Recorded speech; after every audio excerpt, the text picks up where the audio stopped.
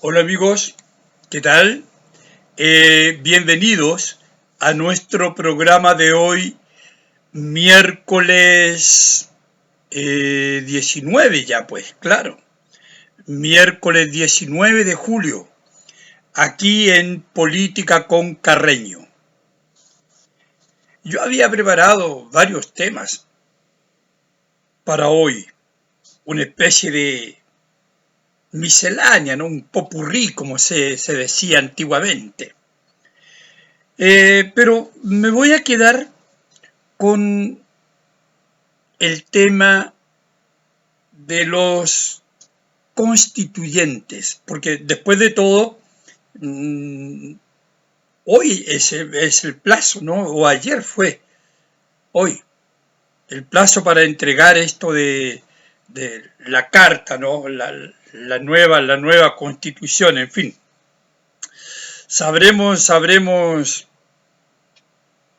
qué pasa,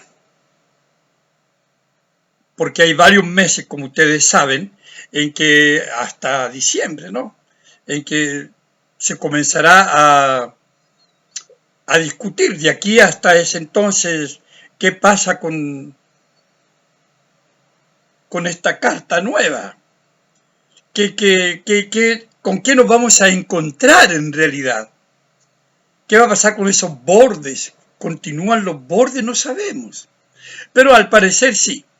Pero en todo caso,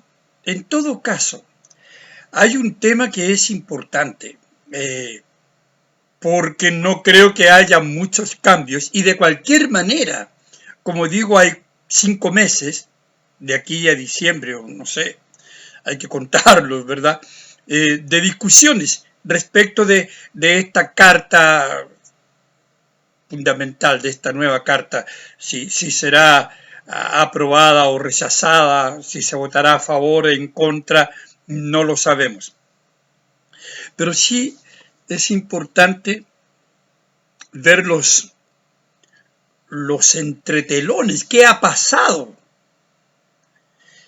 ¿Qué ha pasado con el gobierno? ¿Qué ha pasado con la oposición? Bueno, lo que se llama oposición, ¿no? ¿Qué se ha dicho? ¿Cuáles son las frases? El discurso de Boric, del oficialismo en general, respecto de los republicanos, que son los que tienen la mayoría, ¿verdad? No sé, son el 35-36% del Consejo, esto constituyente lo conforman los republicanos. Por lo tanto, si la derecha conformada por Chile Vamos se une, son una mayoría absoluta. Pero tal vez por eso mismo, que entre estos entretelones, estos antecedentes, o la previa, ¿verdad? Ha ocurrido cosas que pueden resultar, amigos, sorprendentes, chistosas o grotescas algunas peticiones, ¿no? Porque fíjense ustedes que el gobierno sabe que en Chile Vamos ha tenido un aliado desde que llegó al poder, en una actitud que yo he llamado en algunas oportunidades como los tontitos útiles de Chile Vamos, ¿no? Y como ha quedado incluso demostrado ahora con el voto o los votos de Evópolis en contra de la acusación constitucional al ministro Ávila. Entonces, claro, hay un quiebre ahí entre esta derecha opositora y Renovación Nacional, por su parte, también ha tenido una crisis respecto de este grupo. Y al parecer ellos andan en busca de su identidad, anda toda la derecha buscando su identidad. Al final, ¿cuál es la identidad? Y entonces el gobierno y Boris personalmente, ¿no? Y otros, de distintas maneras, han solicitado a la UDI, dorándole la píldora, ¿no? De que son el partido dialogante, el partido que conversa, con el cual se puede llegar a acuerdos. ¿Cuál es la palabra que ellos usan? Vocación. Tienen una vocación dialogante, vocación para el diálogo. Y como decíamos, con achaque mueren los pavos, ¿no? Con achaque mueren los pavos. Y claro, y de repente la gente de este Chile Vamos se siente un poco, qué bueno, halagada, ¿no? Esto de que sean dialogantes. Bueno, en política hay que ser dialogante, pero el Partido Comunista no dialoga nada, pues. Y el Frente Amplio prácticamente tampoco. Ellos quieren imponer una mirada, una visión de las cosas, del mundo, de lo que es la verdad y lo que es la mentira. Ya sabemos eso. Entonces, ¿pero por qué? ¿Por qué esta petición a la UDI? A la UDI específicamente, para que interceda ante los republicanos, para que estos no se arranquen con los tarros, ¿no? Eso es lo que piensan en el oficialismo, que el Partido Republicano para ellos es un partido que simboliza el retroceso. Claro, es un partido demasiado convencional, es la ultraderecha. Y cuando uno analiza los comentarios y los dichos de los republicanos, no se ve por dónde esté este retroceso o el peligro para la democracia, o que no sé, que se arme un proyecto, ¿verdad?, que sea dañino para el país. Yo no veo eso por ninguna parte, pero ellos sí lo ven. Bueno, da la impresión de que ellos ven en los republicanos lo que ellos fueron en la convención pasada. Y lo han dicho, o sea, Boris lo ha dicho claramente. Cuando ganan los republicanos por esa inmensa mayoría, dice que bueno, espera que los republicanos no cometan el error que ellos cometieron en la convención pasada, de simplemente creerse a los amos absolutos del universo y con gente bastante mediocre, por no decir otra cosa, como la gente de la lista del pueblo y otros grupos minúsculos que se apoderaron de lo que era la convención, ¿no? Hoy es el Consejo Constitucional, pero ellos eran los convencionalistas o los convencionales, no sé. Bueno, y claro, y Boris hace ese llamado. Entonces, porque teme que los republicanos sean, o esa es la imagen que ellos tienen, ¿no? Son como los bandidos de toda esta historia, son como los malos de la película. Y claro, y utilizan entonces a la UDI. Fíjense la estrategia. Hay una estrategia clara del oficialismo que se viene dando desde hace tiempo, es decir, desde que los republicanos arrasaron y la derecha arrasó en las últimas elecciones para constituyentes, justamente. Entonces, claro, este lenguaje, ¿verdad? Este discurso viene desde aquel momento, desde el mismo momento, desde mayo, en que gana la derecha y los republicanos específicamente, ¿no? 22 consejeros, me parece. Bueno, entonces, claro,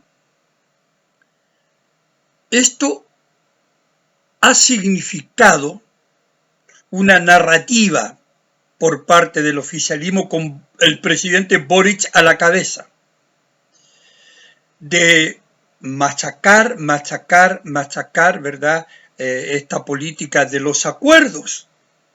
Vamos a llegar a los acuerdos. Y claro, y colocando a los republicanos en una especie de paredón. Yo lo veo así. Yo veo que la estrategia del gobierno es colocar a los republicanos, esencialmente a los republicanos, porque son la inmensa mayoría, allá, en el paredón, para que la gente los mire, la ciudadanía, y diga, bueno, ellos son los culpables, ellos no quieren llegar a acuerdos, ellos no son a favor de los bordes, ellos están contra el avance, están contra de lo que la gente quiere, etcétera, etcétera, etcétera.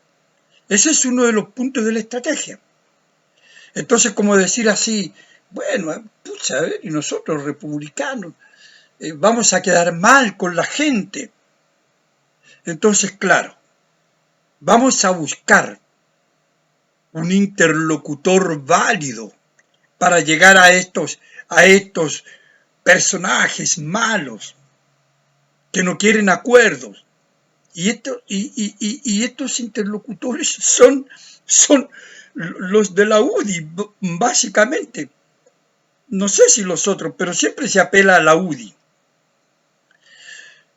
Y claro, entonces si ustedes observan lo que ha sido el comportamiento de cada sector político, incluso de cada grupo político dentro de cada sector, y uno se da cuenta que los republicanos han tenido una actitud bastante mesurada, bastante democrática, muy alejada del totalitarismo que surgió en la convención pasada, absolutamente. Ellos han declarado siempre que no quieren arrasar ni tornarse dueños de esto, quieren dialogar, pero quieren dialogar dentro de ciertos marcos, ¿verdad? No que el Partido Comunista venga a imponer una mirada, un diálogo único o el Frente Amplio. Hay cosas que no se aceptan y que no tienen que ver con retroceso de ningún tipo. Esa es una de las tácticas, ¿verdad? Colocar al Partido Republicano como los malos de la película. Como esta especie, les digo yo, de paredón donde los vamos a situar para que la gente los mire. Y si es necesario, los fusile. Ese es uno de los puntos estratégicos que Boris ha manejado desde el primer día. Entonces no es un invento, es lo que está ahí, ¿no? Y bueno, claro, la prensa también, la prensa oficial ayuda en toda esta mirada, ¿verdad? Pero es una prensa de repente bastante oficialista y con muy poca objetividad. Y la segunda, a mi modo de ver, la segunda estrategia básica es tener un aliado, ya que dialogar con los republicanos va a ser complicado, entonces buscamos un interlocutor que sea también de derecha, pero una derecha, como dicen ellos, una derecha dialogante, una derecha con vocación democrática, una centro derecha. Ahora es centro derecha. Ahora, recuerda que yo lo comentaba en un capítulo anterior, hace varios capítulos ya, como el cambio, ¿no?, de Boric y de este oficialismo son muy cara de palo en realidad. Primero era la ultraderecha, porque no estaban los republicanos, entonces eran los malos de la película, ¿verdad? Pero ahora no, ahora son la derecha democrática. Claro, pues, es la derecha que conversa, que llega a acuerdos. Bueno, son o muy astutos o son muy tontos, porque evidentemente la gente, la sociedad, se da cuenta de que con achaque mueren los pavos y esa es la estrategia, y aquí se está dorando la píldora, hablando en buen chileno. Le doramos la píldora para que, bueno, se crea en el cuento, ¿no? Y veamos qué pasa. Entonces, claro, el punto es que cuando uno analiza lo que ustedes, amigos, han escuchado y han leído también en la prensa o en los medios, cuando uno analiza cuáles son las propuestas, las enmiendas presentadas por los republicanos, uno dice, pero ¿cuál es el miedo del oficialismo, de Boris? ¿Dónde está el retroceso? ¿Dónde está el peligro de la democracia? ¿Dónde está? Porque hasta ahora los republicanos no representan ningún retroceso, pues amigo, con sus propuestas, con sus enmiendas, en absoluto. Tampoco es un partido que haya llamado a destruirlo todo, no es un partido destructor. O sea, bien diferente de lo que ocurrió en el otro lado, ¿no? Amantes de la primera línea, que vandalizaron y quemaron Chile hasta que se aburrieron. O sea, nadie ha escuchado una palabra de los republicanos en este sentido, ni en otro, que atente contra la seguridad, ¿verdad?, del Estado, contra las instituciones. Nadie, al contrario. Entonces, cierto, se les acusa de, bueno, la protección, por ejemplo, de la familia. Es conservador porque ve en la familia el núcleo esencial de toda sociedad. Yo también veo a la familia como el núcleo esencial de la sociedad y no soy republicano. Es que no hay que tener ningún color político para tener sentido común. O sea, la familia es el núcleo esencial. Una familia bien constituida es un aporte a la sociedad. No creo que eso signifique ser conservador. Entonces yo soy conservador.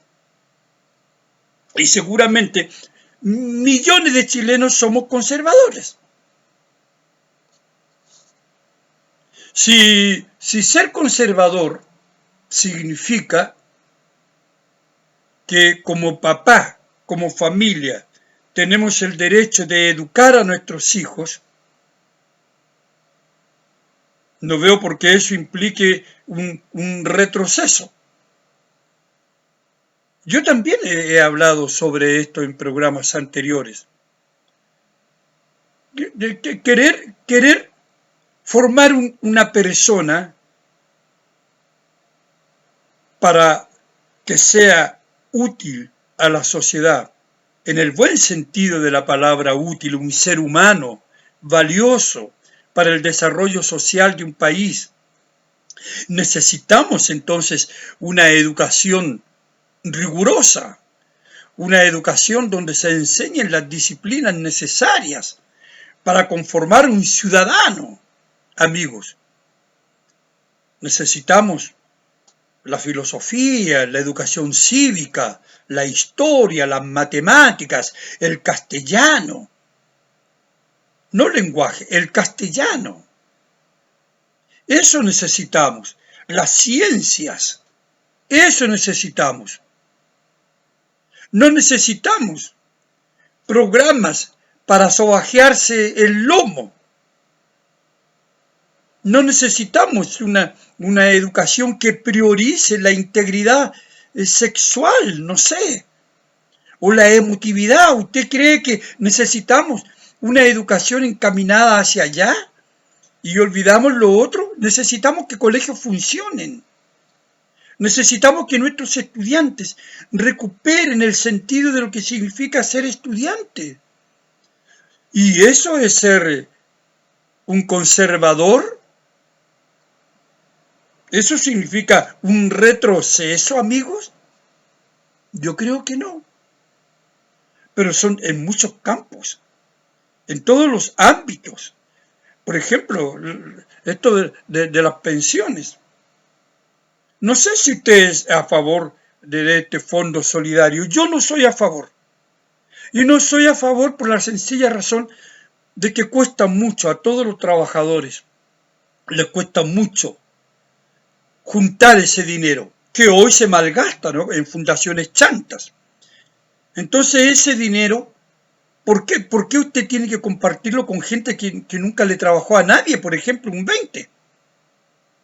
Puede ser muy egoísta eso, puede ser. Pero la gente tiene derecho a pensar de que ese dinero, ese 6%, es de él. No tiene por qué ir a un fondo solidario administrado por el Estado, más encima. Un Estado que no produce nada a no ser fraudes, gastos, pitutos, nuevos ministerios, nuevos organismos públicos. Para eso queremos más dinero. El propio Marcel ahora anda firmando acuerdos internacionales para regular impuestos. Colombia, Brasil. O sea, es la chifladura completa. Es sacarle plata a la gente para pagarle a estos personajes internacionales que viven a costilla de todos nosotros. ¿No? Entonces, bueno, eso es un retroceso, tener una opinión respecto de eso. Fíjense que los republicanos, una de las propuestas es la disminución de los parlamentarios. En Europa, países como Italia ya redujeron el número de parlamentarios. ¿Para qué queremos tantos parlamentarios? Hoy los diputados son 155, me parece, no sé. Algo por ahí, no sé, 155. Y los republicanos quieren reducirlo a 132. Igual parece un número excesivo, ¿no? Pero es una disminución. Ahora, ¿qué significa esto? Significa, a mi modo de ver, dar una mayor fuerza a la institución llamada Congreso. Porque hoy ustedes saben, en el Congreso hay mucha gente que fue votada y está ahí con el 1%, el 2%, el 3%. Entonces, yo les pregunto a ustedes, ¿qué representa esa gente, ese diputado que está ahí, que obtuvo el 1%? Porque hay un fragmentarismo con una serie de partiditos, ¿verdad?, políticos que no representan nada. Incluso partidos del mismo oficialismo con menos del 5%, que es uno de los puntos que va a estar aquí en la nueva Constitución. Por lo tanto, aquel partido que tenga menos del 5% no tendrá que desaparecer, porque no tiene representatividad política, si tiene menos del 5%. Ahora imagínese usted un diputado que es elegido, y está ahí ganando millones con un 1%. Disculpe, pero yo creo que esto significa un reordenamiento del poder legislativo. Claro. Y debieran ser menos. Porque para lo que hacen también. Pero esta es una de las enmiendas. ¿Ustedes ven algún miedo en esto? ¿Ven algún tipo de retroceso, amigos, en esto? ¿O esto es ser muy conservador? O sea, otra de las enmiendas presentadas por los republicanos tiene que ver con las Fuerzas Armadas, que haya un capítulo aparte, independiente de las Fuerzas Armadas, aunque ellas dependen del Ministerio del Interior. Pero ¿por qué no? Un capítulo que regule bien, que se le reconozca cuáles son sus atribuciones, pero que quede ahí claramente establecido. Tampoco veo cuál es el temor de eso. ¿Por qué? No veo cuál es el temor de eso, de ninguna manera. Otro de los de las propuestas, ¿no?, de estas enmiendas tiene que ver con el quórum de 2%. El quórum de 2% para reformas constitucionales. O sea, 2/3, no 2%, 2/3. El quórum de 2/3, claro, yo dije 2%, ¿qué tiene que ver eso? El quórum de 2/3 para reformas constitucionales que para los republicanos resultan o pueden resultar relevantes, ¿verdad?, para que sean reformados. Estas medidas, ¿no es cierto?, estas reformas constitucionales, por cierto. Entonces, no veo también cuál es el peligro de esto. Si se trata de reformas importantes, trascendentales, es bueno que se exija un quórum mayor, que haya un mayor número de legisladores que aprueben los cambios, que aprueben estas reformas. ¿Y cuál es el drama de eso? ¿Cuál es el peligro de esto? Yo no veo cuál es el peligro de esto. Por eso este llamado a los acuerdos. Y ahora el presidente lo hizo desde Bruselas. Insistió en este llamado a los acuerdos. Que no se puede negar el 11 de septiembre. Insisto, ayer hablamos sobre eso. Nadie niegue el 11 de septiembre. Nadie niega el 11 de septiembre. No es eso lo que está en discusión.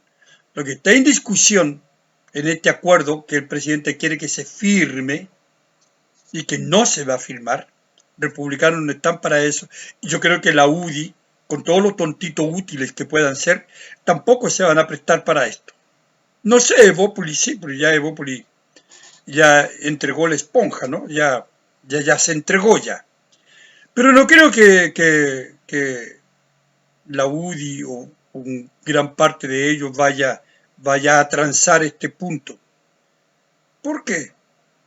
Llegar a un acuerdo, si hay una discusión bastante fuerte respecto de lo que significa este 11 de septiembre. Pero el presidente insiste en esto. Entre paréntesis, yo voy a dedicar, amigos, un programa completo al Pacto Democrático de Allende.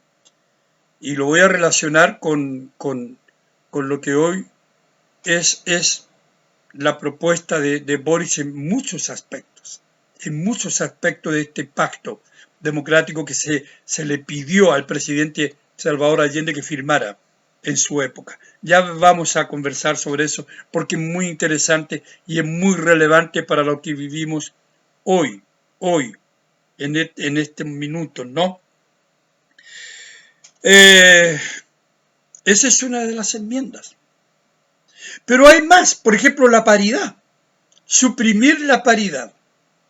Hemos hablado acá que la paridad es un símbolo de la negación de la democracia. ¿Dónde usted vio que para ser democrático usted tiene que tener el mismo número de hombres y de mujeres? ¿Dónde usted vio esa estupidez, amigo? ¿Dónde? En Chile.